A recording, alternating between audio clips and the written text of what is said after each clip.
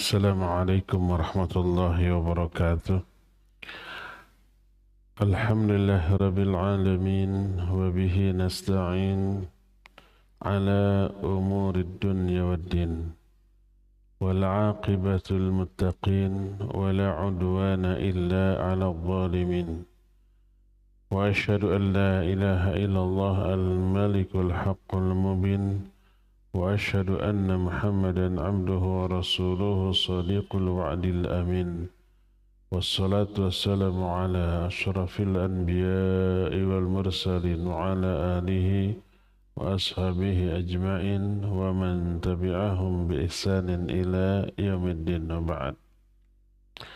Hadirin jamaah Masjid Al-Ukhuwah Bandung yang Allah muliakan, juga para pendengar Radio Tarbiyah Sunnah Bandung, Radio Roja di beberapa kota, juga radio-radio lain, pemirsa Roja TV dan beberapa TV lain, serta para netizen di mana saja Anda berada.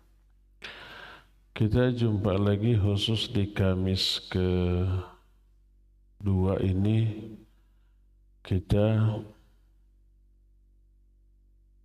membahas kitab Nasihati lin Nisa, khusus kajian muslimah yang asalnya diadakan oleh Radio Roja Cilengsi.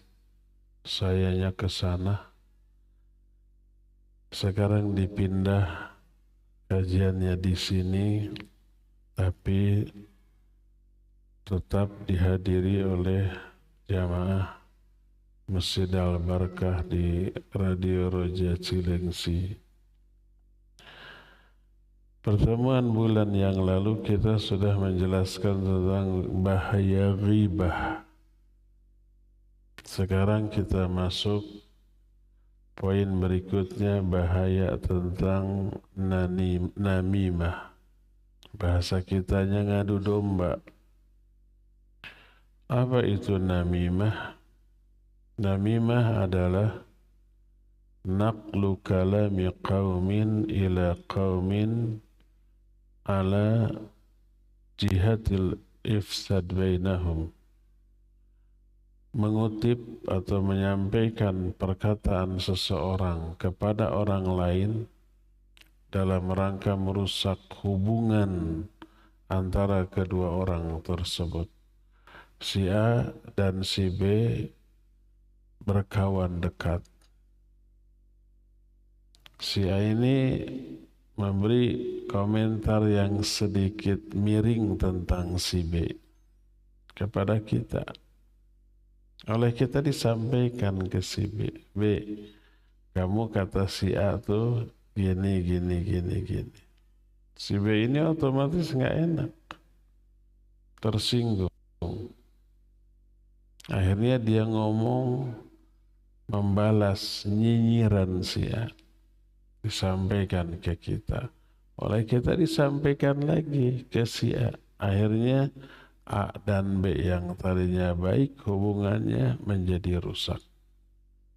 Karena kita ambil ucapan si A yang jelek tentang si B, lalu disampaikan ke si B dan juga sebaliknya. Akhirnya rusaklah hubungan.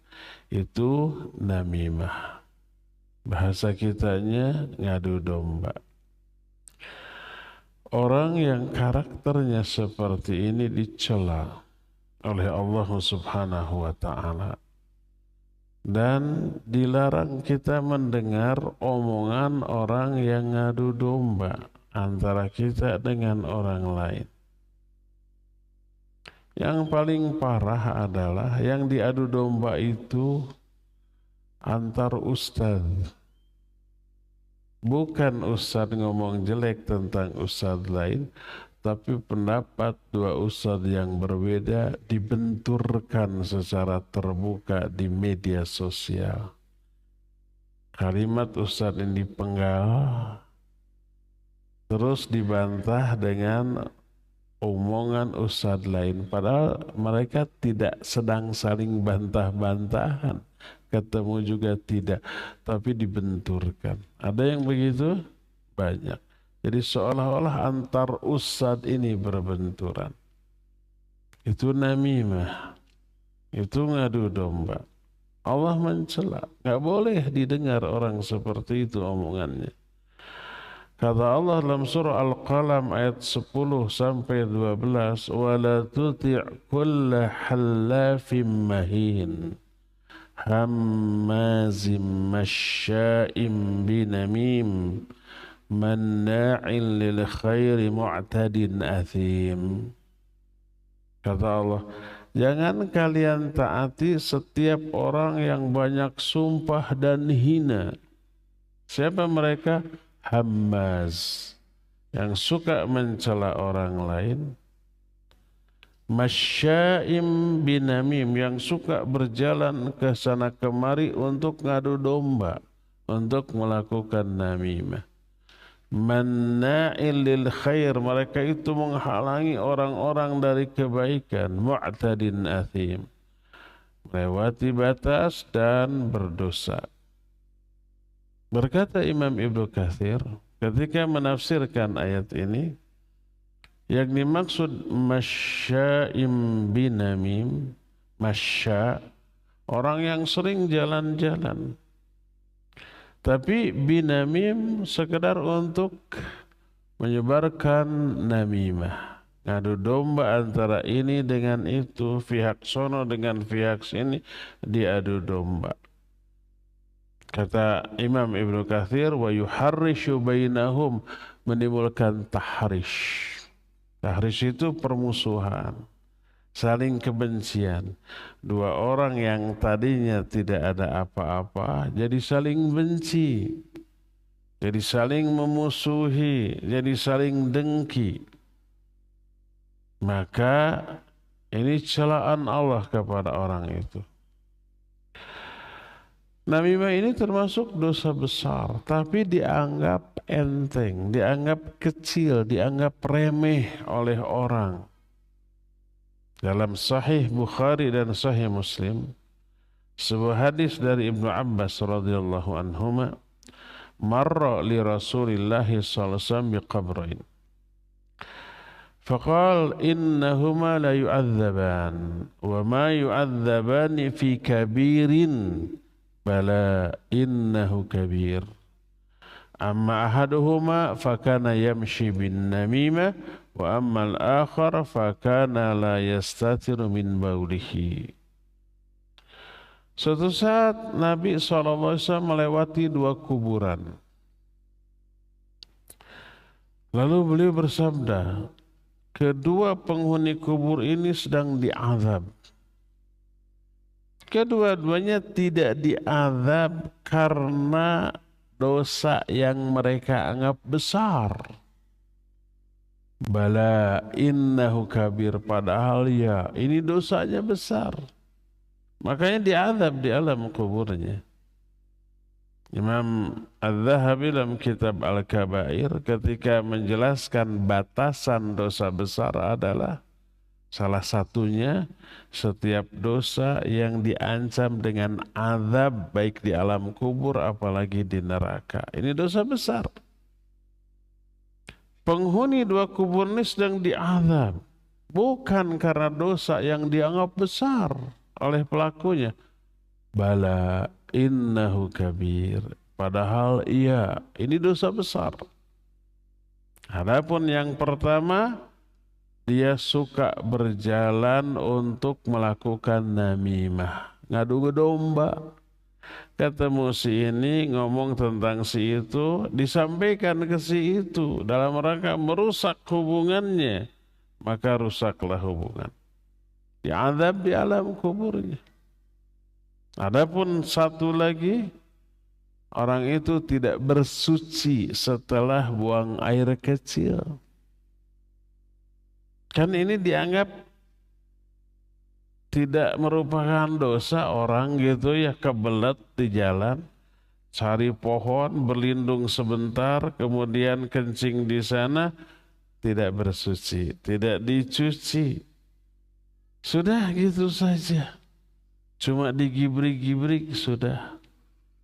Ini terkena azab kubur. Dianggap hal sepele, tapi sesuatu yang sangat besar. Yang dimaksud dengan ma yu'adzabani fi kabirin, kedua-duanya tidak diazab karena dosa yang dianggap besar. Maksudnya namimah dan tidak bersuci setelah buang air kecil, dua perbuatan yang sering kali dianggap dosa kecil, bahkan dianggap tak berdosa. Padahal dua-duanya dosa besar. Makanya diazab dengan azab yang sangat dahsyat di alam kuburnya.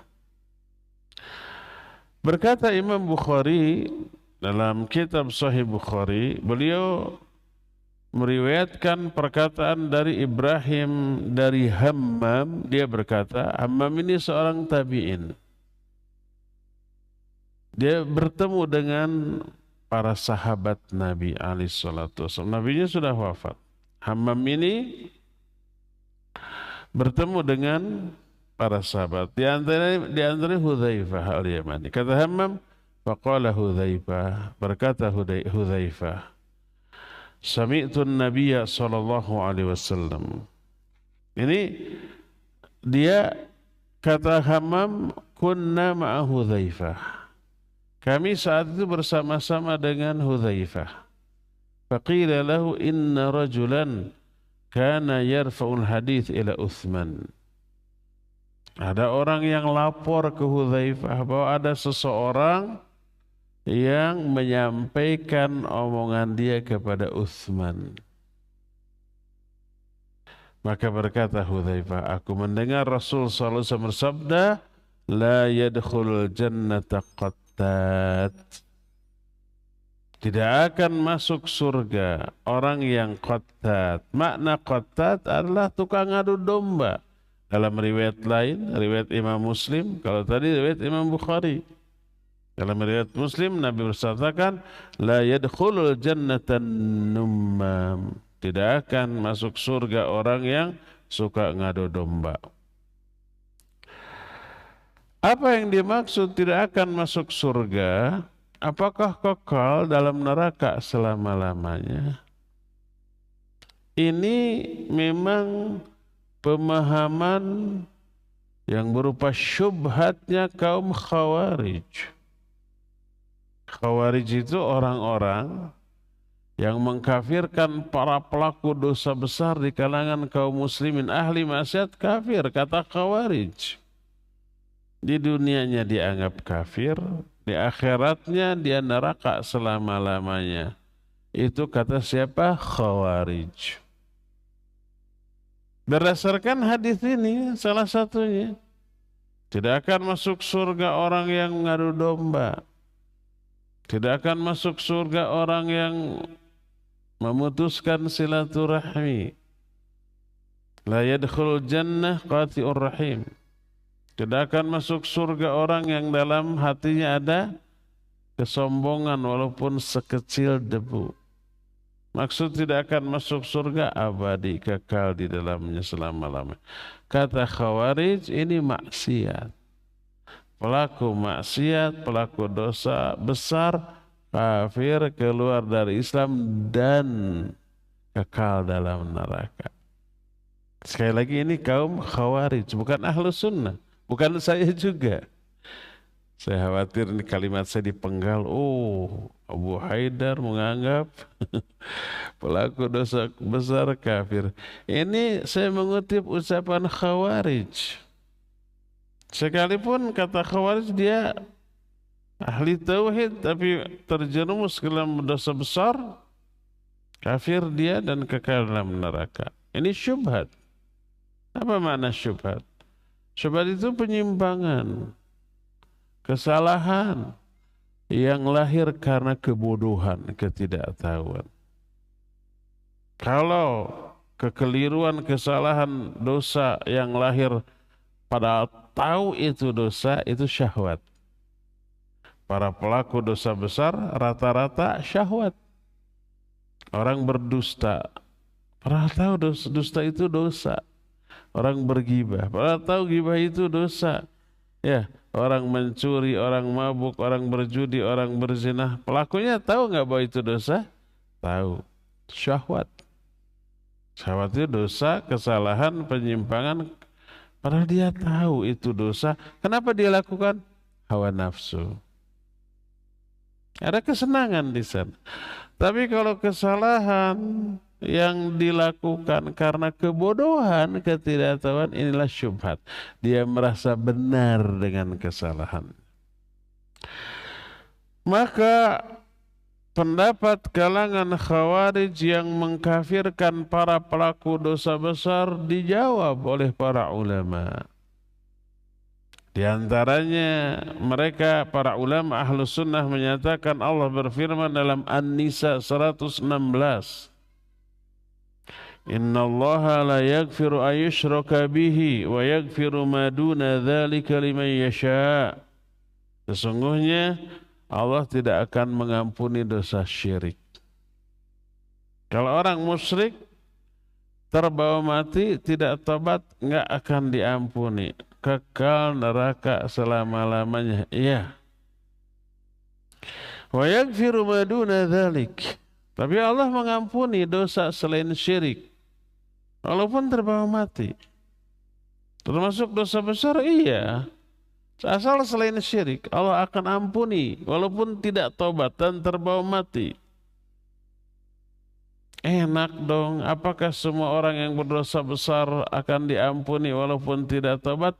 Tidak. Liman yasha, kata Allah. Hanya bagi orang-orang yang Allah kehendaki.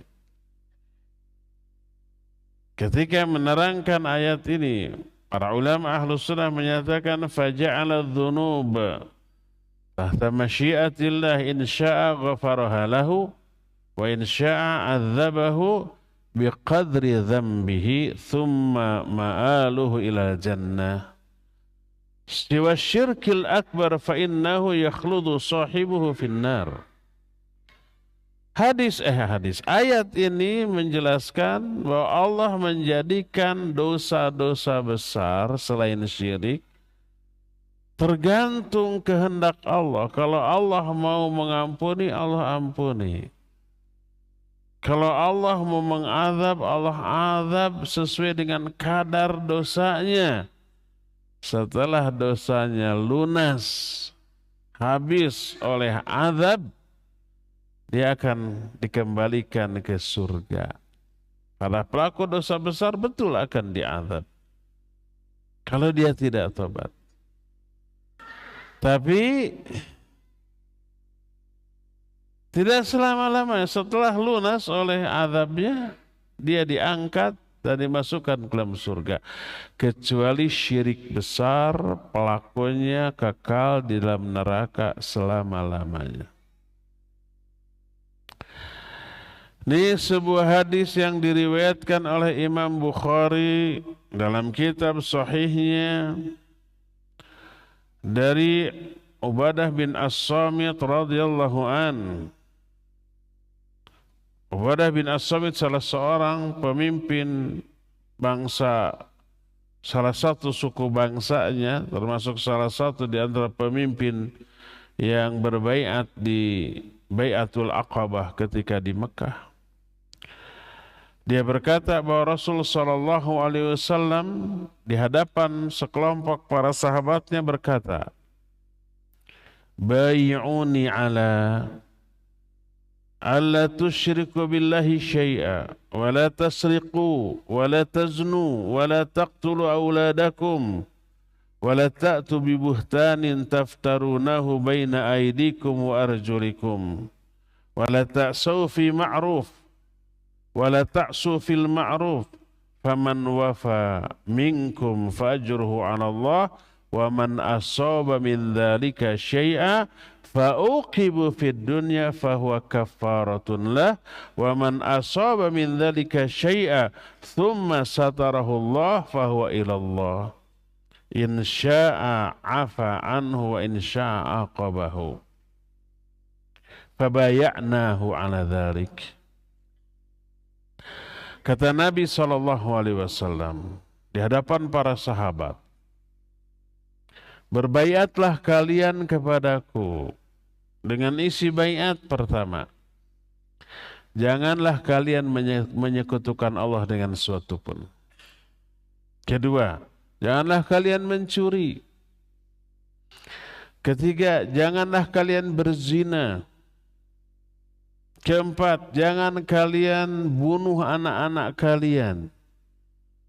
Kelima, jangan melakukan buhtan yang kalian ada-adakan baik di depan kalian, yang kalian lakukan dengan anggota badan. Buhtan itu bahasa kita fitnah. Yaitu apa? Membicarakan kejelekan orang, padahal kejelekan itu tidak ada pada dirinya. Itu buhtan. Kalau kejelekan itu ada pada diri orang itu namanya ghibah. Kata Nabi SAW, atadruna mal ghibah? Tahu nggak kalian apa itu ghibah?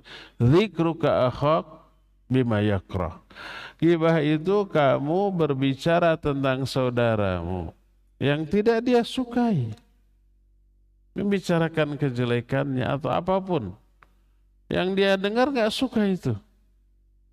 Seorang sahabat bertanya, ya Rasulullah, afaroita in kana fi akhi ma aqul? Wahai Rasulullah, apa pendapatmu jika dalam diri saudaraku itu ada kejelekan yang aku omongkan? Omonganku itu sesuai fakta, memang dia sejelek yang saya omongkan. Apa kata Nabi SAW? In kana fi akhika ma taqul faqad irtabtahu. Kalau dalam diri saudaramu ada kejelekan yang kamu omongkan, berarti kamu sudah menggibahi. Gibah itu sesuai fakta, enggak boleh. Kalau kita tahu orang lain buruk, jelek, tutup mulut kita, tutupi aibnya, kesalahan, jangan sampai keluar dari mulut kita. Tapi kalau dalam diri saudaramu tidak terdapat keburukan yang kamu omongkan, kamu telah berbuat buhtan terhadap dirinya. Dosanya lebih besar. Ya menjelekkan orang, ya berdusta karena omongan dia bohong kan. Lebih besar dosanya daripada ghibah. Jadi kata Nabi SAW, pertama, jangan kalian syirik kepada Allah. Kedua, jangan mencuri. Ketiga, jangan berzina. Keempat, jangan membunuh anak-anak. Kelima, jangan berbuat buhtan. Keenamnya, wala ta'su fi ma'ruf. Jangan memaksiati kebaikan, jangan durhaka pokoknya. Siapa orang yang menunaikan semua ini di antara kalian, pahalanya tanggungan Allah.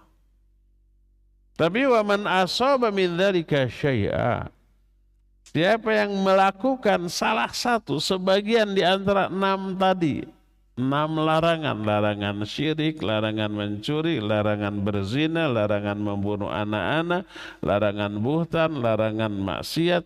Siapa yang melakukan salah satu, fa'uqiba fid dunya, lalu dia diazab di dunia.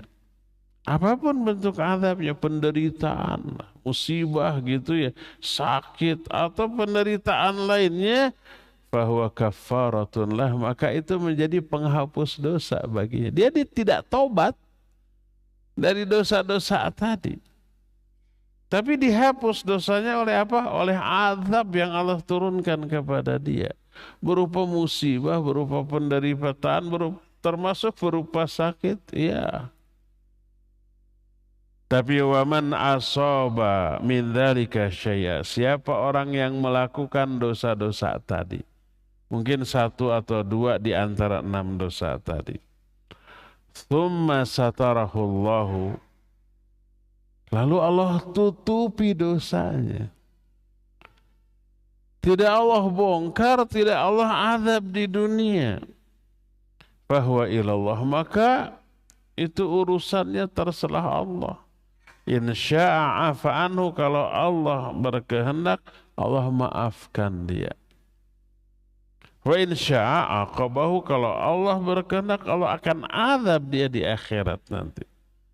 Jadi ada orang berbuat dosa di dunia, oleh Allah dosanya ditutup, tidak diketahui oleh orang banyak, di akhirat dimaafkan, diampuni, tidak diazab. Itu yang disebut dengan maghfirah, sering kita bahas.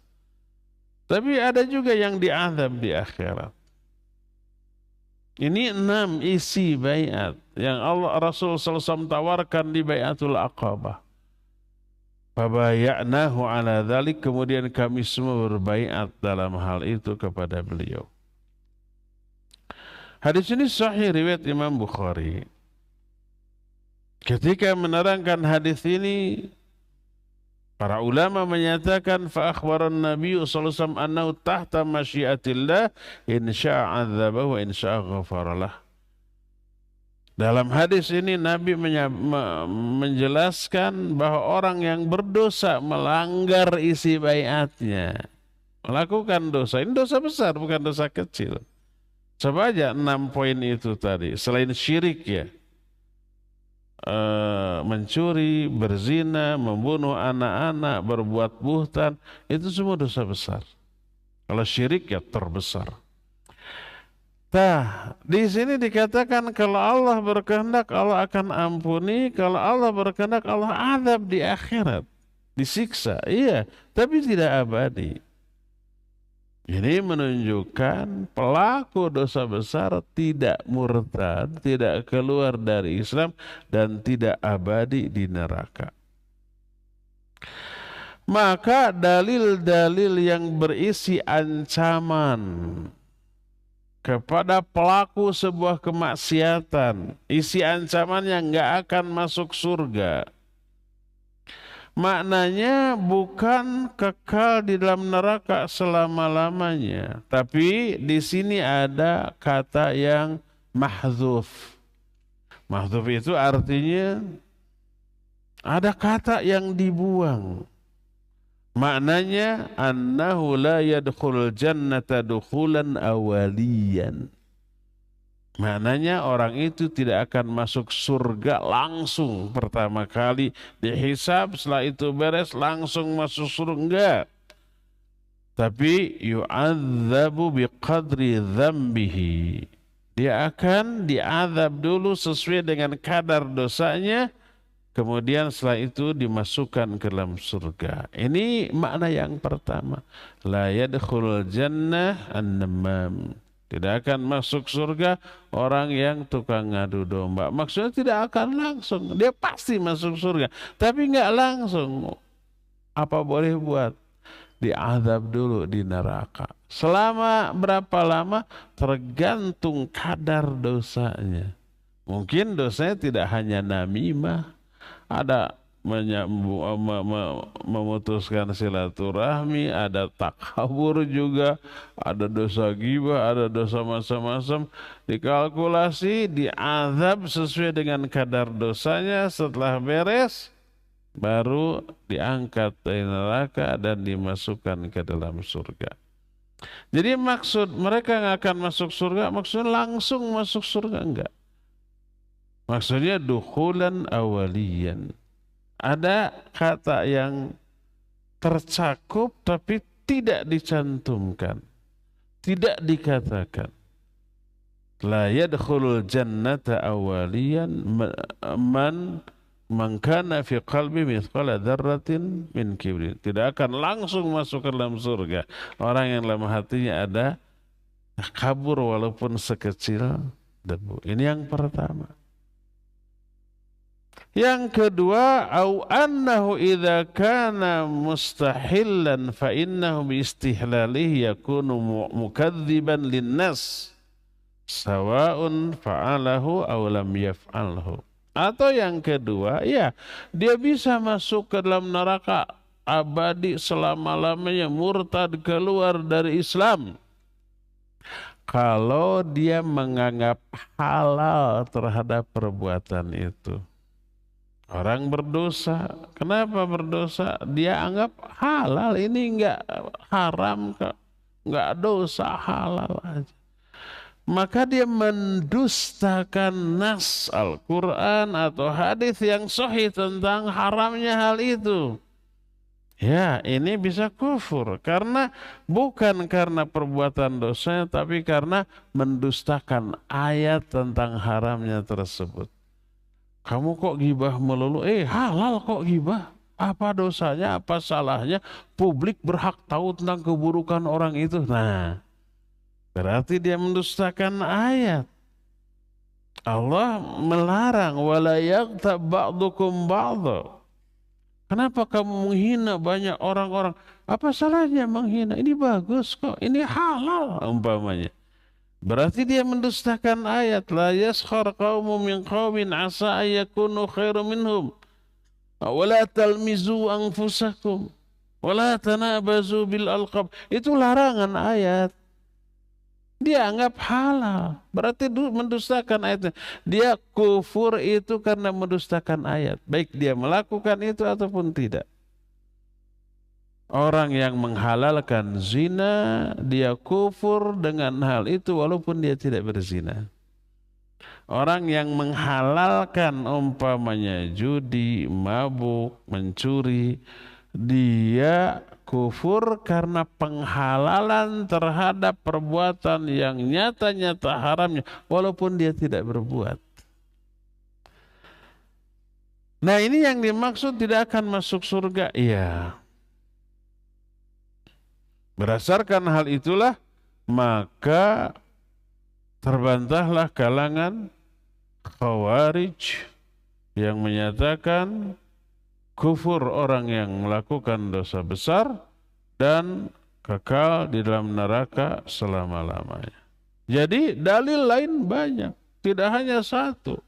Kalau umpama kita hanya mengambil satu dalil lalu disimpulkan dari satu dalil tanpa melihat dalil-dalil yang lainnya, ya keliru kesimpulannya nanti. Seperti kalangan Khawarij yang menyatakan pelaku dosa besar kafir kekal dalam neraka karena melihat satu hadis ini. Dia tidak melihat hadis lain. Dia tidak melihat ayat.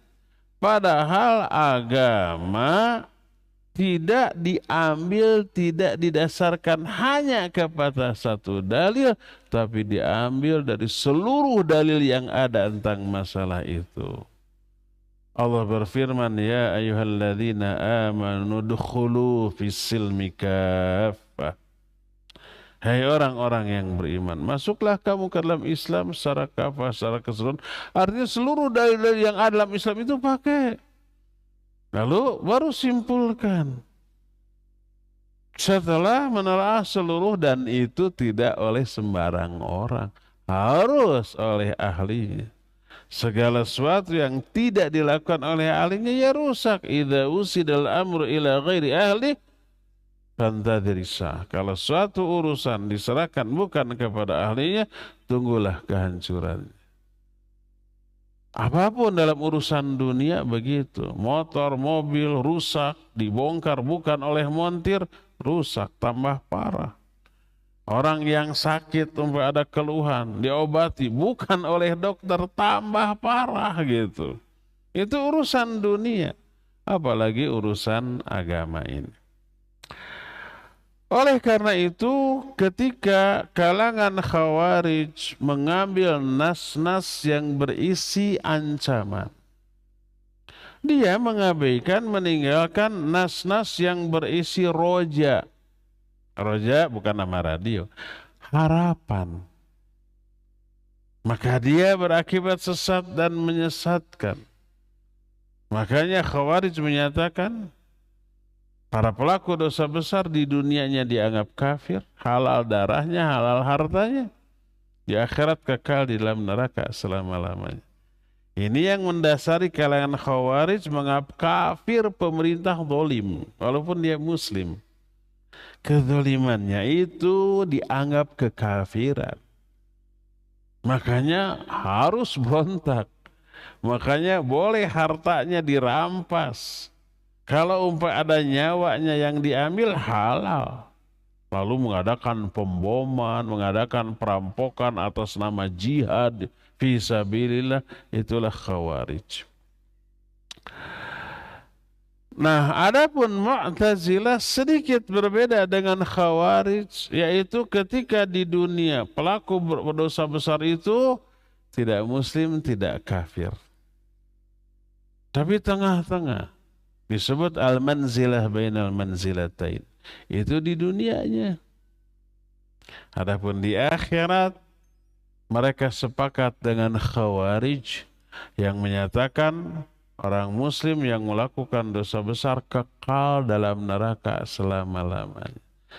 Khawarij dengan Mu'tazilah sepakat untuk nasib pelaku dosa besar di akhirat yaitu kekal, hanya berbeda di dunia. Kata Khawarij kufur, kata Mu'tazilah enggak kufur, enggak Islam tadi, tapi di tengah-tengah. Adapun ahlu sunnah wasata. Ahlu sunnah memandang orang muslim yang berdosa besar, sebesar apapun dosanya, dia tetap muslim.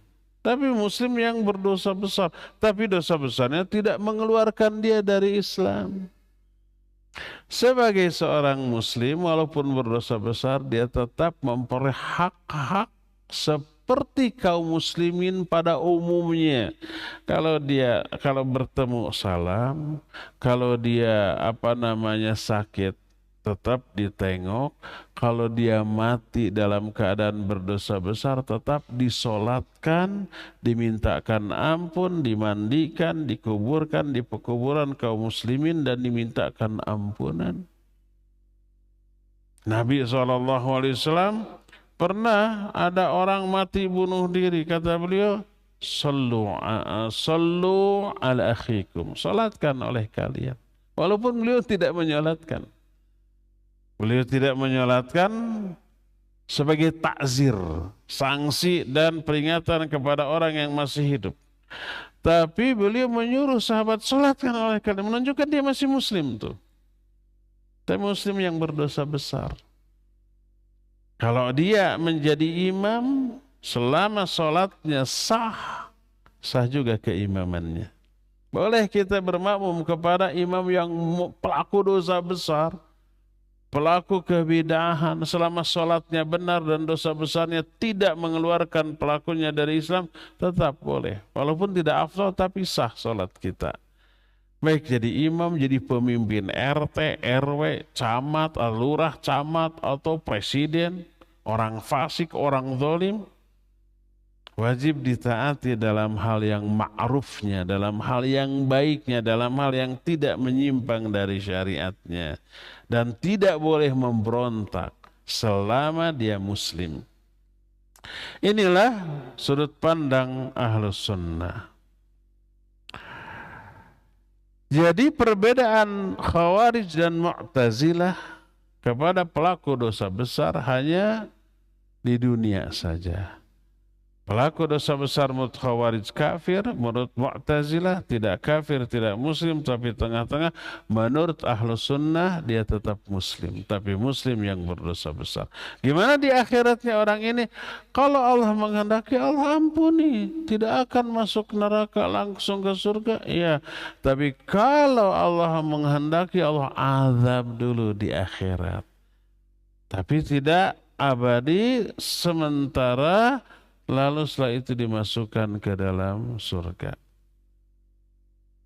Kita sering mengungkapkan satu hadis sahih.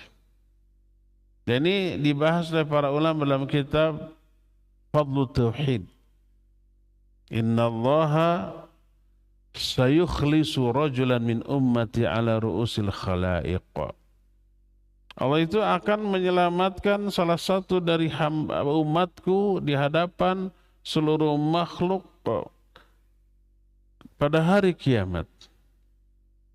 Orang itu dipanggil, lalu ditutupkan satar, penutup, semacam gording. Allah bertanya kepada orang itu, Ata'rifu dzamba kadza wa kadza fi yaumi kadza? Kamu ngaku nggak kamu melakukan dosa ini di hari ini? Mulai dari dosa-dosa kecil, iya. Terus sampai dosa besar. Sampai orang itu mengakui, bala ya Rabbi, ya saya akui, saya melakukan semua dosa itu. Dia menyangka, aduh binasa nih, saya pasti diazab. Dosa-dosa besar ini.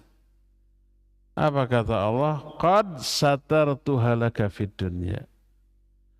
Aku tutupi dosa-dosamu itu ketika di dunia, wa aghfiruha lakal yaum. Maka pada hari ini aku ampuni dosa-dosamu tersebut.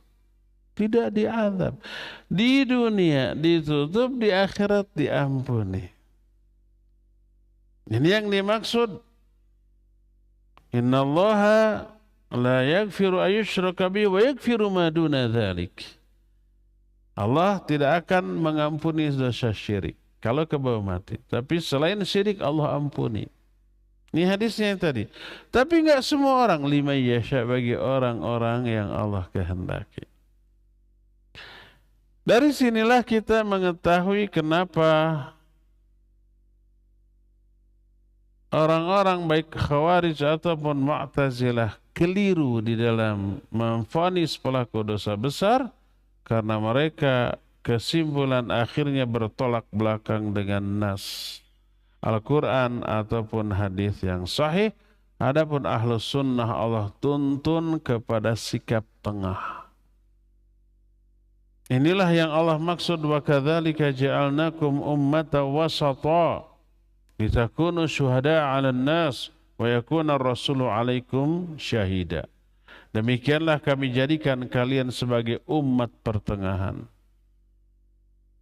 agar kalian menjadi saksi atas manusia dan Rasul menjadi saksi atas kalian.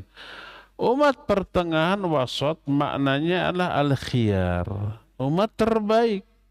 Fahum yajma'una bainal adillah fayakhafuna 'alal musi minal 'adzab wa yarjuna lil muhsinil jannah. Kalangan ahlu sunnah yang wasat, yang tengah-tengah, mereka memadukan, mengumpulkan seluruh dalil. Dan mereka merasa takut terhadap azab yang akan menimpa orang-orang yang berbuat salah, berbuat dosa, tapi tetap memiliki harapan untuk rahmat, ampunan, dan surga Allah bagi orang-orang yang berbuat kebaikan. Ya. Berdasarkan hal itulah maka yang dimaksud tidak akan masuk surga orang yang namimah, maksudnya adalah tidak akan langsung masuk surga. Dia pelaku namimah ini tetap muslim, tapi muslim yang berdosa besar. Sebagai muslim, keislamannya menyebabkan dia berhak memperoleh hak-hak seperti umumnya kaum muslimin. Kalau salamnya wajib dijawab. Kalau dia jadi imam, tukang namimah nih, maka sah keimamannya. Karena dia muslim. Syarat imam tidak harus bersih dari dosa. Nggak ada orang yang bersih dari dosa. Nggak ada yang maksum. Ya. Selama sholatnya sah untuk dirinya, sah keimamannya, dan kita sah bermakmum di belakangnya. Tapi karena namimahnya adalah dosa besar, mungkin dia akan peroleh azab baik di dunia ataupun di akhirat. Mungkin dia akan memperoleh ampunan dari Allah Azza wa Jalla. Tapi yang jelas namimah adalah merusak dan menimbulkan permusuhan dan mengadakan kerusakan di muka bumi. Minimalnya rusaknya tatanan sosial. Hubungan orang menjadi rusak. Kenyamanan bersosialisasi, berinteraksi, bermasyarakat menjadi tidak nyaman. Dan Allah melarang hal itu dalam firman-Nya yang umum dalam Al-A'raf 74, wala ta'thaw fil ardi mufsidin, jangan kalian mengadakan kerusakan di muka bumi. Allah benci kepada orang yang mengadakan kerusakan di muka bumi, termasuk merusak tatanan sosial tadi. Hubungan sesama manusia rusak karena namimah. Allah berfirman dalam Al-Qasas 77, wala tabghil fasada fil ard innallaha la yuhibbul mufsidin. Janganlah kalian mengadakan kerusakan di muka bumi, Karena sesungguhnya Allah tidak suka kepada orang-orang yang mengadakan kerusakan. Yang Allah perintahkan adalah islah. Mengakurkan dua orang yang berselisih menjadi akur. Memberi maslahat kepada semua pihak. Dalam Al-Anfal ayat yang pertama Allah menyatakan, fattaqullaha wa aslihu dzata bainikum. Bertakwalah kalian semuanya kepada Allah dan islahkan hubungan di antara kalian. Yang tadinya berselisih, damaikan, dimediasi, diluruskan kesalahpahamannya. Yang bersalah disuruh minta maaf, yang menjadi korban kesalahannya disuruh untuk memaafkan. Diterangkan dalil keutamaan kedua-duanya, keutamaan orang yang mengakui kesalahannya, keutamaan orang yang memberi maaf diterangkan sehingga kabita, lalu dua-duanya islah. Allah berfirman dalam Al-Hujurat ayat 9, wa in ta'ifatani minal mu'minin iqtatalu faslihu bainahuma. Kalau ada dua kelompok mukmin saling berperang, ini memadukan banyak dalil untuk menghukumi sebuah perbuatan. Bagaimana hukum membunuh sesama muslim? Jelas haram. Tapi apakah kafir apa tidak? Menurut satu hadis kafir. Menurut hadis lain bahkan ayat masih mukmin. Hadis yang menyatakan membunuh itu kafir, umpan Nabi SAW menyatakan, la tarji'u ba'di kuffaran yadribu ba'dukum riqaba ba'd. Janganlah kalian kembali kepada kekufuran sepeninggalku, yaitu sebagian kalian memenggal kepala sebagian lain, membunuh. Itu kufur, kata beliau. Sibabul muslim fisqun wa qitaluhu kufrun. Membunuh sesama muslim, mencela sesama muslim fasik, membunuhnya adalah kafir. Hadis ini sahih. Tapi ayat ini surah Al-Mu'minun, surah Al-Hujurat ayat 9 menyatakan, wa in ta'ifatani minal mu'minina iqtatalu faslihu bainahuma. Kalau ada dua kelompok mukmin saling berperang. Kalau perang pasti bunuh-bunuhan. Bukan satu dua yang dibunuhnya loh. Puluhan, ratusan, ribuan. Apalagi zaman sekarang. Satu alat bisa membunuh ribuan orang. Dengan bom, malah jutaan bom atom kayak gitu. Seperti yang terjadi Perang Dunia Kedua. Kalau perang namanya bunuh-bunuhan. Tapi walaupun berperang bunuh-bunuhan, Allah masih menyebut dua-duanya dengan mukmin. Wa in ta'ifatani minal mu'minina qatatalu faslihu bainahuma, maka islahkan antara kedua-duanya. Akurkan. Disuruh diakurkan. Kata hadis kafir, kata ayat ini mukmin. Yang benar bagaimana? Terus realita para sahabat bunuh-bunuhan. Ketika zaman Ali bin Abi Thalib radhiyallahu an menjadi khalifah, timbul peperangan dengan pihak siapa? Muawiyah bin Abi Sufyan radhiyallahu anhu. Sahabat pro ke sini, pro ke sana, bunuh-bunuhan. Kafir enggak kedua-duanya? Tidak. Tapi kan hadis menyatakan kafir. Tapi ayat menyatakan tidak. Bagaimana itu bertolak belakang? Tidak bertolak belakang.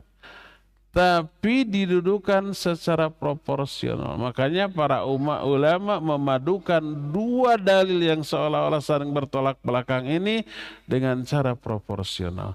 Oh, kafir dalam hadis tadi kufur kecil. Bukan kufur besar. Kufur kecil itu adalah kekufuran yang tidak mengeluarkan pelakunya dari Islam. Orangnya tetap muslim tapi berdosa besar. Sama dengan syirik. Syirik ada syirik besar, ada syirik kecil. Syirik besar ya menyembah kepada selain Allah ya. Syirik kecil contohnya apa? riya, ya, sum'ah, ujub, takabur, pergi ke dukun, meramal, itu semua syirik kecil. Dan pelakunya tetap muslim, tapi muslim yang berdosa besar. Ada syirik kecil, ada syirik besar, ada kufur kecil, ada kufur besar, ada nifak kecil, ada nifak besar. Kufur besar, syirik besar, nifak besar itu kafir, keluar dari Islam. Kufur kecil, syirik kecil, nifak kecil, pelakunya masih tetap muslim, tapi muslim yang berdosa besar, tapi tidak murtad. Nifak besar itu munafik yang hatinya ingkar kepada Allah, Rasulnya dan ajaran Islam, tapi lahiriahnya menunjukkan keislaman, pura-pura Islam. Masuk Islam, syahadat, sholat, saum gitu. Tapi hatinya enggak. Itu nifak besar. Orang ini hakikatnya kufur. Nah, munafik ini yang lebih berbahaya, yang diancam dengan ayat Innal munafikina fid darkil asfali minan nar. Orang munafik itu berada di neraka yang paling bawah. Lebih bawah daripada orang kafir. Karena sama kafir tapi lebih berbahaya. Adapun nifak kecil, ayatul munafik salatah. Tanda munafik 3. Di hadis lain, riwayat Bukhari Muslim 4. Idza haddatsa kadzaba wa idza wa'ada akhlafa wa idza tumina khana. Tanda munafik 3, kalau berbicara dusta, kalau janji ingkar, kalau diamanati khianat. Yang lain lagi, satu lagi, wa idza khasama fajara, kalau dia bertengkar, berselisih, dia curang. 4 tanda munafik ada dilakukan oleh kaum muslimin banyak. Ada nggak kaum muslimin yang suka dusta, ingkar janji, khianat? Ada, mungkin kita pernah. Apa kita munafik lalu terancam dengan innal munafiqina fid darkil asfali minan nar, kerak neraka? Ya, orang itu munafik tapi munafik kecil. Beda dengan Abdullah bin Ubay bin Salul, itu nifak besar. Ini nifak kecil. Nifak kecil masih muslim tapi muslim yang berdosa besar. Begitu juga syirik, begitu juga kufur. Jadi maksudnya 4 ini ada 4 karakter yang umumnya dimiliki oleh orang-orang munafik. Kamu jangan memilikinya. Kalau kamu memiliki salah satu karakter nifak tapi tetap muslim, tapi ini dosa besar. Salah satu karakter khas orang kafir membunuh loh. Kamu jangan lakukan. Kalau kamu lakukan, dosa besar walaupun kamu masih muslim. Tidak keluar dari Islam. Dipadukanlah ayat dan hadis yang sahih oleh para ulama sehingga apa? Sehingga proporsional maknanya, ya. Jadi yang diperintah oleh Allah kepada kita mendamaikan, mengakurkan, mengislahkan, bukan merusak hubungan. Sampai dalam rangka mengislahkan hubungan, kita berbisik-bisik juga boleh. Hukum asal berbisik itu tidak boleh. Ada 3 orang kita berbisik berdua, yang satu tidak dilibatkan, nggak boleh. Apalagi banyakan gitu, kita berdua bertiga berbisik, nggak boleh. Haram, Al-Quran mengharamkan, hadis mengharamkan. Bahkan Allah menyatakan innaman najwa minasyaitan liyahzunal ladzina amanu. Bisik-bisik itu dari setan agar orang-orang mukmin sedih dengan bisik-bisikmu itu. Al-Hadid menyatakan demikian. Nah, kecuali berbisik dalam rangka mengislahkan boleh. Allah berfirman dalam Al-Quran surah An-Nisa 114, la khaira fi katsiri min najwahum illa man amara bisadaqatin aw ma'rufin aw islahin bainan nas. Wa may yaf'al dzalika ibtigha'a mardatillah fasawfa nu'tihi ajran 'azima. Tidak ada kebaikan bagi di dalam kebanyakan bisik-bisik mereka, kecuali tiga. Boleh bisik-bisik di tiga ini. Pertama, orang yang memerintahkan untuk bersedekah. Kita berbisik, kasih uang 1 juta tuh orang itu. Boleh. Atau bima'ruf, melakukan perbuatan ma'ruf. Atau mengislahkan antara sama manusia. Siapa yang bisik-bisik di ketiga hal ini dalam rangka mencari keridhaan Allah, kami akan berikan pahala yang besar kepadanya. Sebuah hadis yang diterima dari Abu Darda diriwayatkan oleh Imam Abu Daud dalam kitab Sunannya. Berkata Rasul sallallahu alaihi wasallam, "Ala ukhbirukum bi afdhala min darajatis siyam was shalah was shadaqah?" Mau enggak aku kabarkan kepada kalian sebuah amalan yang lebih utama dibanding pahala saum, pahala salat, pahala sedekah. Lihat. Pahala saum, pahala salat, pahala sedekah kita tahu segede gimana tuh pahalanya. Tapi ada amalan yang lebih gede lagi. Mau nggak aku kabarkan? Kalau para sahabat menjawab, bala ya Rasulullah, mau ya Rasulullah. Beliau menjawab, islahu dzatil bain, mengislahkan hubungan dua orang yang saling berselisih. Itu pahalanya lebih gede loh. Sebaliknya, wa fasadu dzatil bain al-haliqah, merusak hubungan antara dua orang itu haliqah. Haliqah itu tukang cukur. Kata Nabi SAW, la aqulu tahluqur ra's, walakin tahluqud din. Aku tidak berkata yang dimaksud dengan perkataanku tukang cukur itu mencukur rambut, enggak. Tapi maksudnya mencukur agama. Agama rusak, terpotong.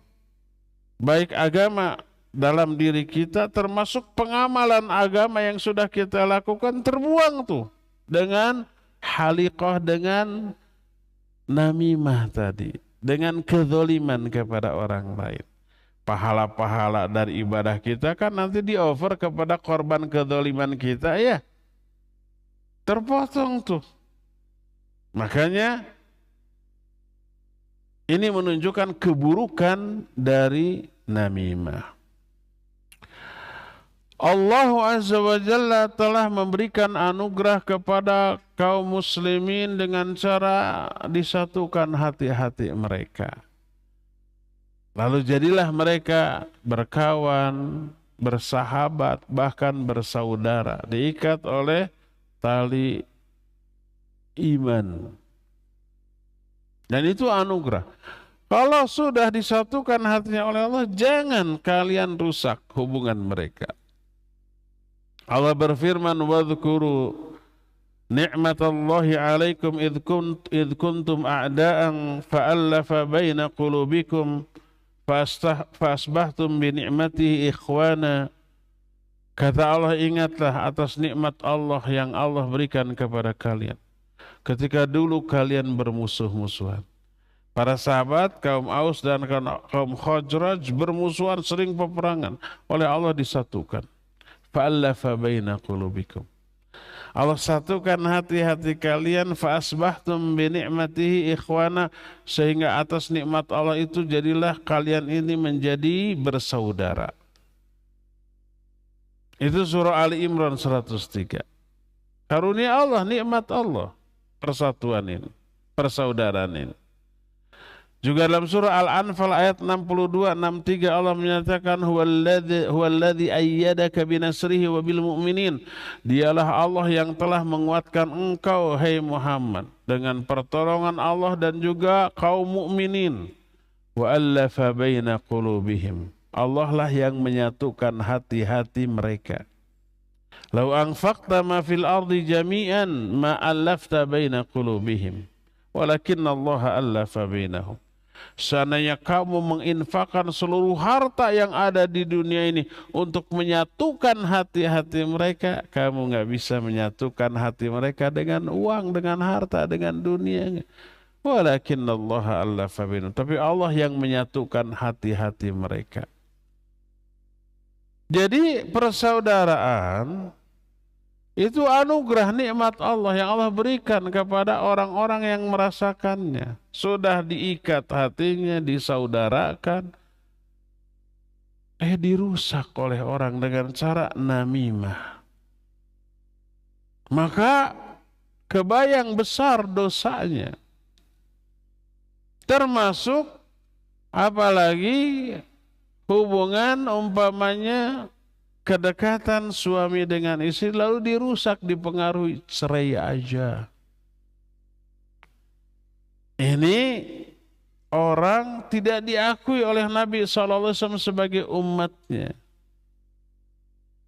Sebagaimana salah satu sabda beliau dari Abu Hurairah diriwayatkan Imam Abu Daud, man khabbaba zaujata mri'im ruhi, seorang istri untuk benci ke suaminya, untuk cerai dengan suami tanpa uzur syar'i, tanpa alasan syar'i, maka dia bukan dari umatku. Kecuali kalau ada uzur syar'i, ya umpamanya suaminya zalim, suaminya tidak menunaikan kewajibannya sebagai suami padahal mampu, hak-hak istrinya, nafkah lahir batinnya tidak terpenuhi, malah sebaliknya suami yang menuntut istrinya untuk membiayai dirinya dengan hujah wajib, istri tunduk patuh kepada suami, taat kepada suami, semua harta istri dihak oleh suaminya. Dalam bahasa Sunda disebut nyalindung kagelung. Istrinya kaya, suaminya kere, yang membiayai istri. Nah, hak istrinya tidak tertunaikan baru boleh menuntut cerai. Karena tidak tertunainya hak istri dari suami. Ya. Itu bukan khabbaba itu. Tapi itu ifta atau nasihat. Memberi fatwa dalam arti menjelaskan hukum tentang sesuatu. Hukum bolehnya istri mengajukan gugatan cerai kepada suaminya bila ada udzur syar'i. Maka kalau tidak ada udzur syar'i, dipengaruhi suami istri untuk bertengkar, untuk bercerai, falaisa minna, maka orang itu tidak diakui sebagai umat Nabi Sallallahu Alaihi Wasallam. Dari sinilah kita mengetahui betapa jahatnya namimah, ngadu domba, dan ini merupakan dosa besar yang wajib dihindari oleh kita semua, ya. Inilah penjelasan kita tentang bahayanya dan hukum namimah. Ya, cukup ya, sampai di sini saja. Insya Allah kita akan jumpa kembali sebulan yang akan datang, dan besok kita tetap ada kajian di sini melanjutkan kitab Tauhid. Subhanakallahum bihamdik, asyhadu an la ilaha illa anta, astaghfiruka wa atubu ilaik, walhamdulillahi rabbil alamin. Wassalamualaikum warahmatullahi wabarakatuh.